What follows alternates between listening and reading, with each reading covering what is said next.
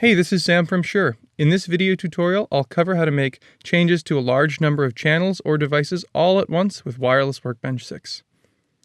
If you're familiar with Wireless Workbench, you'll know that the inventory view, the one that I'm looking at now, is a view designated to managing equipment. Now, this equipment could be online connected Shure wireless systems, or offline or virtual Shure systems, or those of third parties that Wireless Workbench includes in its database. The beauty of this inventory view is it gives me a one-stop shop to control a lot of properties from many of my devices. I'll add some offline devices to my inventory. I'll just pick some Axient digital receivers, but the demo I'll show will work for online or offline devices. It doesn't really matter. So the inventory view, if you're familiar with it, you probably know that you can directly edit properties of any of the channels that are shown in the inventory list directly.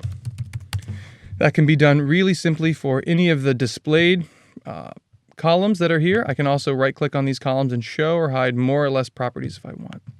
Now, one change at a time is convenient, but it doesn't really scale well if you've got a large number of channels to modify. For this reason, we added the Item Properties sidebar. This sidebar will basically show me the properties of the thing or things that I have selected in the inventory view. So you notice when I select one particular row, the properties that are displayed here are divided by device properties, things that are affecting the entire device, or channel properties, things that just affect the channel that I have selected. If I expand any of these drawers or look at these properties here, you'll see that all of the values that are specified here correspond to the thing that I have selected. So if I wanted to say change the channel name for all of these devices, instead of going one by one and making all those changes, the first thing I do would be select all of the channels I want to impact with the change.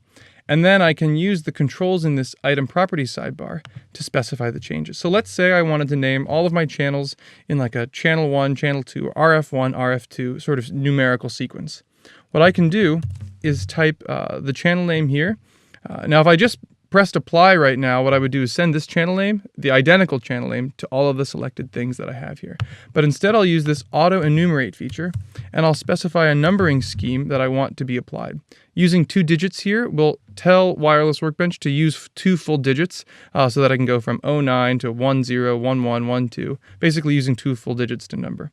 And when I press apply, you'll notice none of the changes have taken place yet. All of these changes made in the Item Properties sidebar are only sent to devices when I apply. So when I press apply, you'll notice my channel names, instead of being their default value, go from chan 01, 02, 03, all the way up to 16.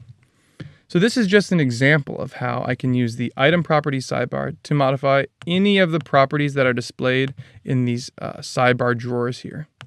Now you'll notice as you use this item properties for different types of devices, whether it's ULXD or UHFR or even third-party systems, the properties that are available will differ based on the properties that the actual device has.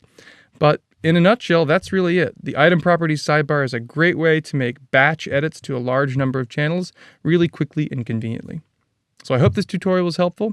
If you have any questions or comments, please leave them down below. And if you'd like to see more tutorial videos, please let us know what you'd be interested in seeing. Thanks.